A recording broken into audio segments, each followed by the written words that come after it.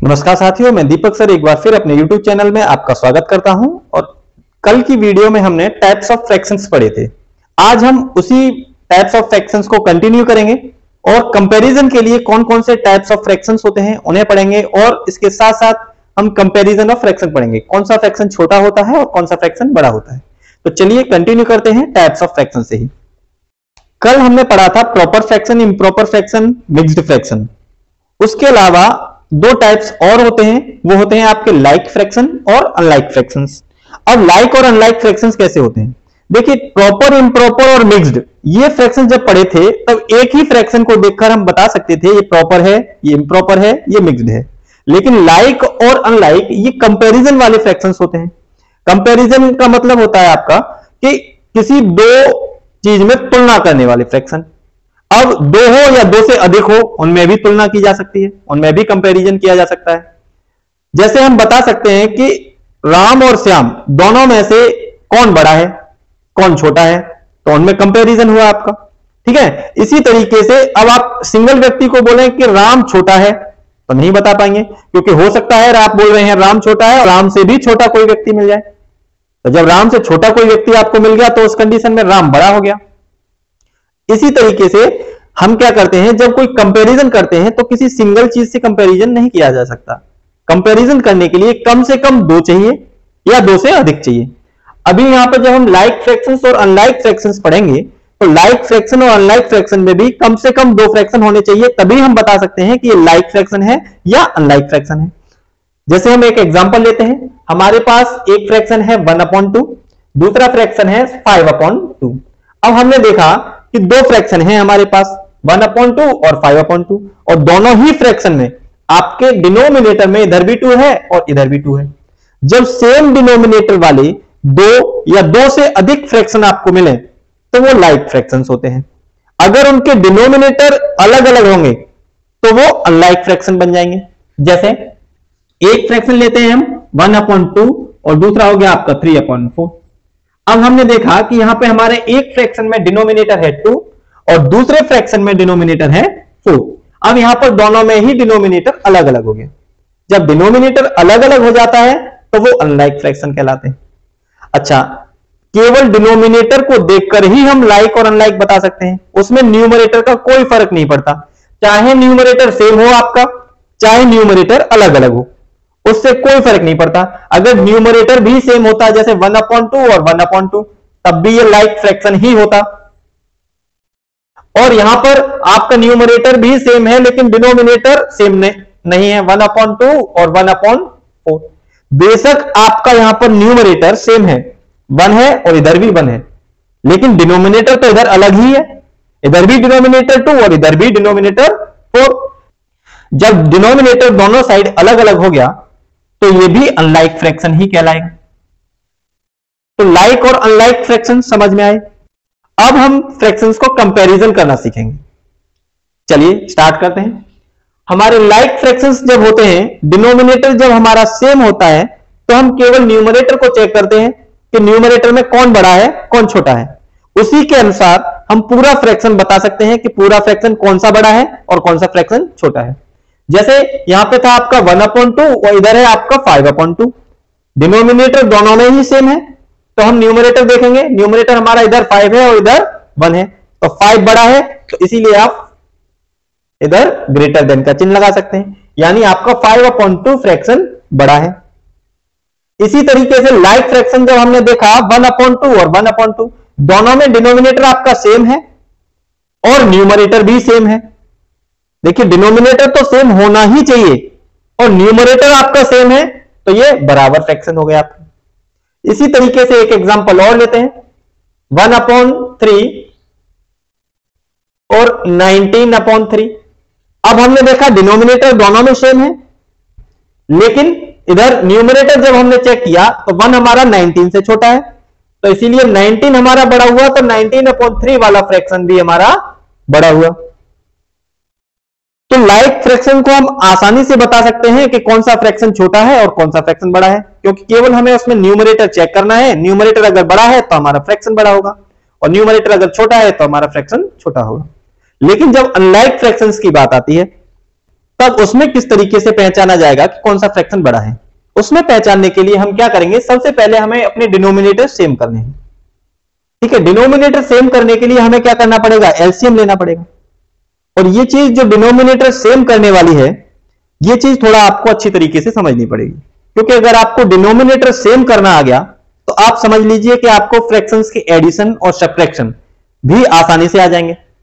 तो इसलिए सबसे पहले आपको डिनोमिनेटर किस तरीके से सेम किया जाता है, यह चीज समझना है। देखिए, डिनोमिनेटर सेम करने के लिए आपको दोनों ही डिनोमिनेटर का एलसीएम लेना होगा। और डिनोमिनेटर का एलसीएम लेने के लिए एक एलसीएम का जो मैंने मेथड बताया था, कॉमन मल्टीपल मेथड, सबसे बेस्ट मेथड होता है। अगर आप प्रैक्टिस अच्छी करें तो, ये चीज मैंने आपको एचसीएफ और एलसीएम वाले वीडियो में भी बताई थी, अगर आपकी प्रैक्टिस अच्छी है आप आसानी से एलसीएम निकाल सकते हैं। देखिए, दोनों ही नंबर यहां पर प्राइम नंबर्स हैं, तो प्राइम नंबर्स हैं, अब इनका एलसीएम निकालेंगे 2 का और 5 का। तो 2 और 5 दोनों का ही एलसीएम 10 आएगा। हम दोनों ही फ्रैक्शंस के लिए 10 लिख लेंगे डिनोमिनेटर में। जो भी एलसीएम आएगा हम दोनों ही फ्रैक्शंस के लिए वही डिनोमिनेटर में लिख लेंगे। अब हमने यहां पे 10 लिख लिया। अब जो हमारा पहला फ्रैक्शन था उसको हमें सॉल्व करना है, उसके बाद दूसरा फ्रैक्शन को सॉल्व करना है, फिर हम बता सकते हैं कौन सा बड़ा है कौन सा छोटा है। चलिए स्टार्ट करते हैं। पहले फ्रैक्शन का हमारा डिनोमिनेटर है 2, तो पहले फ्रैक्शन के डिनोमिनेटर का डिवाइड करना है हमें एलसीएम में। चलिए 2 का डिवाइड करते हैं 10 में। 2 5 जा 10, कितना आया 5। जितने बार आए वो आप लिख लो ऊपर न्यूमरेटर में। 2 5 जा 10, यानी पहले फ्रैक्शन के डिनोमिनेटर का डिवाइड हमें करना है एलसीएम में, और जितने बार जाए वो हमें लिख लेना है ऊपर। तो 2 5 जा 10, तो 5 बार गया, हमने 5 लिख लिया। और जो हमारा न्यूमरेटर है उस न्यूमरेटर का इसमें मल्टीप्लाई कर देना है। सेम चीज हमें इसके साथ भी करनी है। 5 का हमें डिवाइड करना है 10 में। 5 2 जा 10, तो हम 2 लिख लेंगे ऊपर, और जो न्यूमरेटर था वो हम यहां पे लिख लेंगे। अब इनका हमें प्रोडक्ट निकाल के लिख देना है। तो 5 1 जा 5, 5/10 हो गया। ये हो गया आपका 2 3 जा 6, 6/10। अब हमने देखा कि दोनों के ही डिनोमिनेटर सेम है। हम केवल ऊपर वाले नंबर को देख के बता सकते हैं कि कौन सा नंबर बड़ा है। ये 6 5 से बड़ा है, तो इसीलिए 6/10 बड़ा होगा। और 6/10 हमारा कौन सा फ्रैक्शन था, 3/5। तो हम 3/5 को इधर लिखेंगे, और 3/5 हमारा बड़ा हो जाएगा 1/2 से। तो इस तरीके से कौन सा फ्रैक्शन बड़ा है हम आसानी से निकाल सकते हैं। चलिए एक एग्जांपल और लेते हैं। 8/13 और 7/11 हमें बताना है इन दोनों फ्रैक्शन में से कौन सा फ्रैक्शन बड़ा है। तो हम क्या करेंगे, इसमें भी सेम चीज करेंगे, एलसीएम लेंगे इन दोनों का। तो दोनों ही प्राइम नंबर है, मल्टीप्लाई करेंगे 13 × 11 ही इनका एलसीएम आएगा। तो हम यहां पे डायरेक्टली 13 × 11 भी लिख सकते हैं, और इस फ्रैक्शन के लिए भी 13 × 11 लिख सकते हैं। क्योंकि हमें फ्रैक्शंस को कंपैरिजन करना है, इसीलिए हमने यहां पर डायरेक्टली 13 × 11 लिख दिया है। आप चाहें तो इनका मल्टीप्लाई करके इनका प्रोडक्ट भी यहां पे लिख सकते हैं। मल्टीप्लाई करके जो आंसर आएगा वो भी यहां पे लिखा जा सकता है, लेकिन वो मैंने इसीलिए नहीं लिखा है क्योंकि जब आप मल्टीप्लाई करके जो आंसर आएगा वो लिख लोगे तो 13 का आप उसमें डिवाइड करोगे तो आपको थोड़ी सी परेशानी हो सकती है। लेकिन जब आप इस तरीके से लिख लोगे 13 × 11, 13 × 11, तो आपको ऊपर से डिवाइड करोगे, उसमें कोई दिक्कत नहीं आएगी। जैसे देखिए 13 का अब हमें इसमें डिवाइड करना है, प्रोसेस वही है। 13 का हमें इसमें डिवाइड करना है, तो जब 13 का इसमें आप डिवाइड करोगे तो क्या होगा, 13 से 13 कट जाएगा, बचेगा क्या 11। वो 11 आपको ऊपर लिख लेना है, और इंटू 8 जो न्यूमरेटर में था वो वैसा का वैसा आ गया। अब सेम चीज जो इसके साथ की है वो इधर भी करनी है। इस 11 का इस एलसीएम में हमें डिवाइड करना है। जब 11 का इस एलसीएम में डिवाइड करोगे तो 11 से 11 कट जाएगा, बचेगा आपका 13। 13 आप ऊपर लिख लेंगे, और इंटू जो न्यूमरेटर में था, न्यूमरेटर में आपका 7 है, वो आप इधर लिख लेंगे। अब देखिए डिनोमिनेटर में 13 × 11 है, इधर भी डिनोमिनेटर में 13 × 11 है, यानी दोनों सेम है। न्यूमरेटर हम देखेंगे तो 11 8 88 होते हैं, तो 88/13 × 11, और इधर हो जाएगा आपका 13 का 7 में मल्टीप्लाई करोगे तो ये आपका 91 हो जाएगा, और अपॉन 13 इंटू 11। अब हम देख सकते हैं कि दोनों में डिनोमिनेटर हमारे सेम है, लेकिन न्यूमरेटर में हमारा 91 बड़ा है, तो इसीलिए हमारा ये फ्रैक्शन बड़ा हो जाएगा। और 91 अपॉन 13 इंटू 11 कौन सा फ्रैक्शन था हमारा? 7 अपॉन 11। तो हम कह सकते हैं कि 7 upon 11 is greater than 8 upon 13। 7 upon 11 हमारा 8 अपॉन 13 से बड़ा है। तो ये हमारा एक मेथड था जिससे हम आसानी से बता सकते हैं कि कौन सा फ्रैक्शन बड़ा है और कौन सा फ्रैक्शन छोटा है। यह मेथड हमारा केवल दो फ्रैक्शन को कंपैरिजन करने के लिए ही काम नहीं करता, बल्कि इस मेथड से हम कितने भी फ्रैक्शन हमें दे दिए जाएं, उन सारे फ्रैक्शंस का कंपैरिजन आसानी से कर सकते हैं। इसके अलावा भी एक दो मेथड और हैं जिनका प्रयोग हम अपने एग्जाम में करने वाले हैं, क्योंकि एग्जाम में हमारा समय कम होता है हमारे पास और समय के अनुसार ही हमें क्वेश्चंस को सॉल्व करना पड़ता है। लेकिन यह मेथड इसीलिए बताया गया क्योंकि यह मेथड बहुत ही जरूरी है। जब यह मेथड नहीं आएगा आपको तो आप एडिशन ऑफ फ्रैक्शन और सब्ट्रैक्शन ऑफ फ्रैक्शंस करने में काफी परेशानी महसूस करेंगे और बहुत हद तक आप एडिशन और सब्ट्रैक्शन नहीं कर पाएंगे। इसीलिए आपको यह वाला मेथड सीखना बहुत ही जरूरी है। चलिए दूसरा मेथड जानते हैं कि किस तरीके से हम फ्रैक्शंस को कंपैरिजन कर सकते हैं और कौन सा फ्रैक्शन बड़ा है कौन सा फ्रैक्शन छोटा है। तो एग्जाम में हमारा अप्रोच रहने वाला है, उस मेथड से ट्राई करते हैं। चलिए चार फ्रैक्शन है हमारे पास और चारों फ्रैक्शंस में से कौन से फ्रैक्शन बड़े हैं कौन से फ्रैक्शन छोटे हैं, इनको हम असेंडिंग ऑर्डर में और डिसेंडिंग ऑर्डर में किस तरीके से अरेंज करेंगे, आरोही क्रम में और अवरोही क्रम में। तो जब हमें पता होगा कि कौन सा फ्रैक्शन बड़ा है कौन सा फ्रैक्शन छोटा है, तो उसे हम आसानी से आरोही और अवरोही क्रम यानी असेंडिंग और डिसेंडिंग ऑर्डर में कर सकते हैं। तो उसके लिए सबसे पहले हमें कंपैरिजन सीखना होगा। एक मेथड हम सीख चुके हैं, दूसरा मेथड हम बताने वाले हैं जो हम एग्जाम में अप्रोच रखने वाले हैं।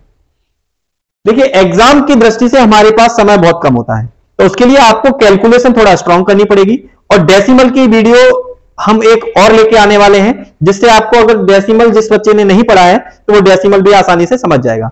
लेकिन नहीं भी पढ़ा है फिर भी मैं इस तरीके से पढ़ाऊंगा कि डेसिमल आपको आसानी से समझ में आएगा। इसमें यह है डेसिमल मेथड। आपको सबसे पहले आपको सारे फ्रैक्शंस को डेसिमल में कन्वर्ट करना है। डेसिमल में कन्वर्ट करने के लिए क्या होता है, आप डिनोमिनेटर का न्यूमरेटर में भाग देंगे।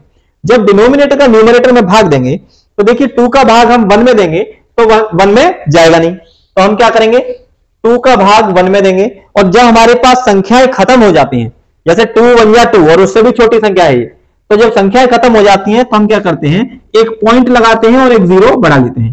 तो 2 5 जा 10 यानी हमारा पूरा कट गया।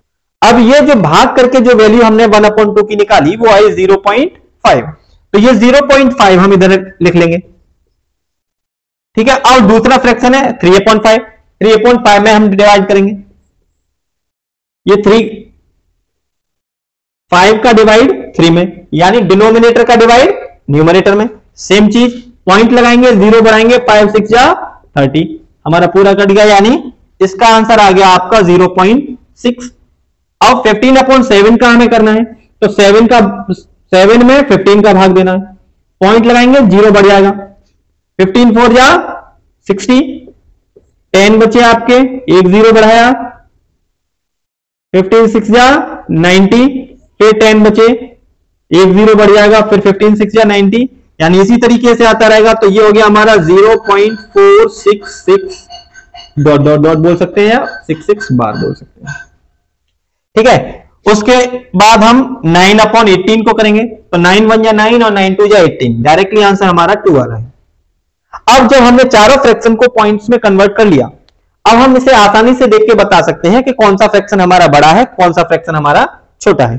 तो देखिए 2 हमारा सबसे बड़ा नंबर है, तो 2 हमारा कौन सा फ्रैक्शन था 18/9। तो जब हम आरोही क्रम में लिखेंगे तो आरोही क्रम में सबसे बड़े फ्रैक्शन को सबसे एंड में लिखते हैं, यानी असेंडिंग ऑर्डर या आरोही क्रम। उसमें हम क्या करते हैं सबसे छोटा नंबर पहले लिखते हैं।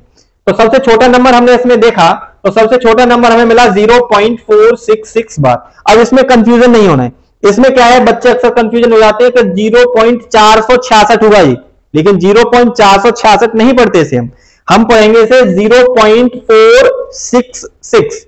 पॉइंट के बाद की सारी संख्याएं हमें अकेले पढ़नी होती हैं। तो 0.466 बार, बार का मतलब यह है कि ये 6 आपका कभी खत्म नहीं होगा, अनलिमिटेड 6 हैं। अनलिमिटेड का मतलब अनगिनत 6 हैं, 0.466666 इस तरीके से चलते जाएंगे और ये भाग कभी खत्म नहीं होगा। लेकिन फिर आप कहोगे जब इतनी बड़ी संख्या है तो ये सबसे बड़ी है। नहीं, डेसिमल में हम जब कंपैरिजन करते हैं तो सबसे पहले डेसिमल से इधर की संख्याओं का कंपैरिजन करते हैं।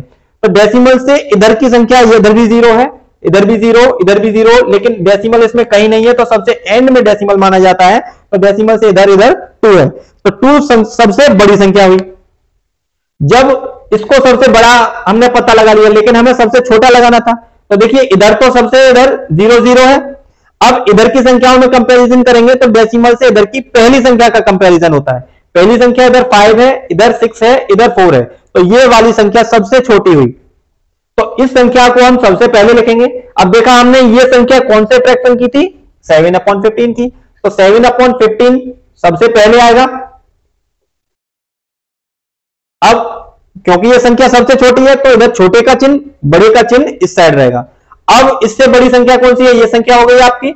इससे बड़ी है, देखो 0.5 और 0.6 में कंपैरिजन करेंगे तो 5 वाली छोटी है, तो 1/2, उसके बाद 3/5 और सबसे बड़ी संख्या है आपकी 18/9। अब ये हम कह सकते हैं कि हमारा कौन से आरोही क्रम यानी असेंडिंग ऑर्डर में अरेंज कर दिया इसे हमने। तो आपको एग्जाम में यही अप्रोच रखना है। डेसिमल अप्रोच सबसे इजी और सबसे बेस्ट मेथड है, जो हमारा लेस टाइम टेकिंग है, बहुत ही कम समय लेता है। तो इस अप्रोच से हम आसानी से बता सकते हैं कि कौन सा फ्रैक्शन बड़ा होने वाला है और कौन सा फ्रैक्शन छोटा होने वाला है। अगर आरोही क्रम यानी असेंडिंग ऑर्डर के साथ साथ हमें डिसेंडिंग ऑर्डर भी पूछा जाए यानी अवरोही क्रम पूछा जाए, तो अवरोही क्रम में भी हम इसे आसानी से बता सकते हैं। ये हो गया हमारा आरोही क्रम, असेंडिंग ऑर्डर। अब इन्हीं फ्रैक्शन को अगर हमें अवरोही क्रम या डिसेंडिंग ऑर्डर में लिखना हो तो हम कैसे लिखेंगे। सबसे पहले हमें बड़ा नंबर लिखना है सबसे, तो सबसे बड़ा नंबर हमारा 18/9 था, तो हम 18/9 सबसे पहले लिखेंगे। उसके बाद उससे छोटा नंबर हमारा 3/5 आया था, तो हम 3/5 लिखेंगे। उससे छोटा नंबर हमारा 1/2 था, 1/2 लिखेंगे। और सबसे छोटा नंबर था हमारा 7/15, तो हम यहां पर फिर 7/15 लिखेंगे। ये हमारा हो गया डिसेंडिंग ऑर्डर या अवरोही क्रम। इसमें हमने क्या किया, सबसे बड़ा नंबर सबसे पहले, फिर उससे छोटा, फिर उससे छोटा, फिर उससे छोटा और एंड में सबसे छोटा। ठीक है, तो असेंडिंग ऑर्डर और डिसेंडिंग ऑर्डर भी समझ में आए। और जब कभी भी हमें दो संख्याओं से ज्यादा संख्याएं दी हो और उसमें छोटा या बड़ा पूछा हो, या सबसे छोटा पूछा हो या सबसे बड़ा पूछा हो, तो ऐसी कंडीशन में, या फिर असेंडिंग ऑर्डर और डिसेंडिंग ऑर्डर में अरेंज करवाया हो, तो ऐसी कंडीशन में हम डेसिमल मेथड ही यूज करेंगे। हम डिवाइड करके इनको डेसिमल में चेंज करेंगे और डेसिमल में चेंज करके आसानी से बता सकते हैं कौन सा बड़ा है कौन सा छोटा। और थोड़ी भी अगर आप प्रैक्टिस करते हैं तो इसे बहुत ही जल्दी किया जा सकता है। अभी तो मैं आपको एक्सप्लेन कर रहा हूं इसीलिए थोड़ा सा समय लगा। अगर मैं आपको डायरेक्टली कराऊंगा तो इसे 2 या 3 सेकंड में या 5 सेकंड में मैक्सिमम आप कर सकते हो। चलिए, तीसरा कंपैरिजन का मेथड है जब हमारे पास केवल 2 फ्रैक्शन हमें दिए जाते हैं। तो ये वाला मेथड हमारा और भी इजी होने वाला है। केवल 2 फ्रैक्शन को चेक करने के लिए कि कौन सा छोटा है और कौन सा बड़ा, हम इस वाले मेथड का यानी क्रॉस मल्टीप्लीकेशन मेथड का प्रयोग करेंगे। क्रॉस मल्टीप्लीकेशन मेथड हमारा केवल ऐसा मेथड है, वैसे चेक करना चाहें तो इससे सारे भी चेक हो सकते हैं, लेकिन उसमें टाइम टेकिंग होता है। तो हम 2 से ज्यादा अगर हमारी संख्याएं दी हैं तो उसमें क्रॉस मल्टीप्लीकेशन मेथड का इस्तेमाल नहीं करेंगे। लेकिन केवल यदि आपको 2 ही संख्याएं दी हैं और उन दोनों में ही कंपैरिजन करके आपको छोटा या बड़ा नंबर बताना है तो आप क्रॉस मल्टीप्लीकेशन मेथड का इस्तेमाल करेंगे। देखिए, क्रॉस मल्टीप्लीकेशन मेथड क्या होता है कि जैसा क्रॉस बनता है हमारा, क्रॉस यानी जो गलत का चिन्ह होता है, हम गलत का चिन्ह बनाएंगे और चिन्ह पर जिस लाइन पर जो नंबर आएंगे उन नंबर का हम प्रोडक्ट ही लिखेंगे। ठीक है, अब देखिए जब हम प्रोडक्ट लिखते हैं तो हमने क्या किया, 3 into 8, एक लाइन पर ये नंबर आया आपका, एक लाइन पर नंबर आया है आपका 5 into 7। अब ध्यान रखना है कि देखिए हमने 3 into 8 लिखा, तो हो सकता है कुछ बच्चे 3 into 8 इस साइड लिख लें और 5 into 7 इस साइड लिख लें, क्योंकि लाइन पे ही तो आए वही तो लिखना है। लेकिन ऐसा नहीं करना है, आपको इस चीज में कंफ्यूजन नहीं होना है। इसका मैं एक ऐसा तरीका बता रहा हूं जिससे आप कभी कंफ्यूज नहीं होंगे। जिस फ्रैक्शन का आप न्यूमरेटर मल्टीप्लाई करें उसी साइड वो नंबर लिखना है। जैसे 3 और 8 का मल्टीप्लाई कर रहे हैं तो 3 एक न्यूमरेटर है और 8 डिनोमिनेटर है, तो 3 into 8 में एक ही न्यूमरेटर आएगा 3, और वो 3 कौन से फ्रैक्शन का न्यूमरेटर है? 3/5 का। तो जिस फ्रैक्शन का न्यूमरेटर होगा उसी साइड लिखा जाएगा। तो 3/5 में 3 न्यूमरेटर है, तो 3 into 8 में 3 न्यूमरेटर कौन से फ्रैक्शन का आया? 3/5 का। तो 3 into 8 आपको इस साइड लिखना है। ऐसे ही 5 into 7 में 7 न्यूमरेटर है और 5 डिनोमिनेटर है। तो जो न्यूमरेटर है वो कौन से फ्रैक्शन का है? 7/8 का। तो 7/8 का जब न्यूमरेटर लिखा है तो ये इसी फ्रैक्शन के नीचे लिखा जाएगा। समझ में आया? यानी जिस फ्रैक्शन का न्यूमरेटर हम मल्टीप्लाई करेंगे वो उसी साइड लिखा जाएगा। इस तरीके से आपका ये नीचे जो लिखा था वो गलत हो जाएगा। तो आप केवल 3 into 8 और 5 into 7 इस तरीके से लिखेंगे। अब इन नंबर्स का प्रोडक्ट निकालना है आपको। 3 8 या 24, तो 24 आप लिखेंगे इधर, और इधर है 5 7 या 35। अब हम बता सकते हैं आसानी से कि 35 हमारा किससे बड़ा है? 24 से। और 35 जो हमारा 24 से बड़ा है, तो 35 वाला फ्रैक्शन कौन सा है आपका? 7/8। यानी 7/8 इज ग्रेटर देन 3/5। 7/8 ही बड़ा होगा 3/5 से। चलिए, ये तो समझाने के लिए थोड़ा सा समय लिया, लेकिन अब एक आध एग्जांपल करते हैं जिससे और अच्छी तरीके से समझ में आएगा, और हम ये भी पता लगा सकते हैं कि कितनी जल्दी से किया जा सकता है। चलिए, एक नंबर लिया हमने 8/19 और दूसरा नंबर लिया हमने 3/17। अब क्रॉस मल्टीप्लीकेशन मेथड से चेक करेंगे। तो देखिए, 8 हमारा न्यूमरेटर है, तो 8 17 या 136, हम 136 लिखेंगे, और 19 3 जा 57 लिखेंगे। अब हम आसानी से बता सकते हैं ये फ्रैक्शन बड़ा है, तो हम इस पर बड़े का चिन्ह लगाएंगे। हम 2 सेकंड में कंपैरिजन करके बता सकते हैं कि कौन सा फ्रैक्शन हमारा बड़ा है, लेकिन इसके लिए थोड़ी सी प्रैक्टिस चाहिए। प्रैक्टिस आप करते रहिए। एक और नंबर लेते हैं हम, 3/19 7/5। अब इनमें भी 5 3 या 15 हमने कंपैरिजन करके लिखा, 15 इधर लिखा, और 19 7 या, अब देखिए 19 7 या मल्टीप्लाई भी पूरा नहीं करना है हमें। जब ऐसा नंबर कोई हमें मिलता है 19 का, अगर हम 1 में भी मल्टीप्लाई करते तब भी 19 आ जाता है। यहां तो 19 into 7 है, तो और भी बड़ी संख्या आएगी। जब इतनी बड़ी संख्या आएगी तो हमें बड़ी संख्या से मतलब नहीं है, हमें केवल यह बताना है कि कौन सी संख्या बड़ी है। तो हम आसानी से बता सकते हैं कि 19 का जब 7 में मल्टीप्लाई करेंगे तो यह संख्या और भी बड़ी होने वाली है। तो जब संख्या बड़ी होने वाली है तो यह नंबर बड़ा होगा, तो यही नंबर आपका बड़ा होगा। तो ये थी कंपैरिजन ऑफ फ्रैक्शंस। अब आपको अगली वीडियो में हम एडिशन और सब्ट्रैक्शन पढ़ाने वाले हैं, तो हमारी वीडियो कंटिन्यूअस देखते रहिए। पसंद आए सब्सक्राइब कीजिए, लाइक कीजिए और शेयर भी कीजिए, जिससे और भी बच्चे ज्यादा से ज्यादा जुड़ें और उनका भी एग्जाम में कुछ फायदा हो। धन्यवाद।